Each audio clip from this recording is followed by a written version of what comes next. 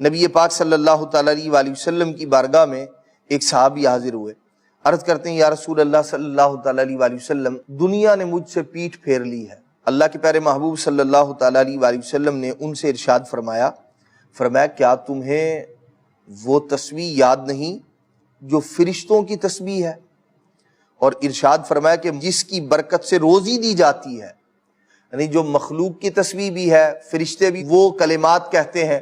ارشاد فرمایا ان کلمات کی وجہ سے اللہ تبارک و تعالی مخلوق کو رزق عطا فرماتا ہے، رزق میں برکت ہوتی ہے۔ فرمایا وہ کلمات تجھے یاد نہیں ہیں؟ فرمایا نبی پاک علیہ السلام نے جب صبح صادق ہو تو ایک تسبیح 100 بار یہ کہا کرو۔ کیا؟ نبی پاک علیہ السلام نے فرمایا یہ پڑھو، سبحان اللہ و بحمدہ سبحان اللہ العظیم استغفر اللہ، سبحان اللہ و بحمدہ سبحان اللہ العظیم استغفر اللہ۔ نبی پاک علیہ السلام نے فرمایا دنیا تیرے پاس ذلیل ہو کر آئے گی۔ وہ صحابی چلے گئے، کچھ مدت ٹھہر کر دوبارہ حاضر ہوئے، عرض کی یا رسول اللہ صلی اللہ تعالیٰ علیہ وسلم، میرے پاس دنیا اتنی کثرت سے آئی، میں حیران ہوں کہاں اٹھاؤں کہاں رکھوں۔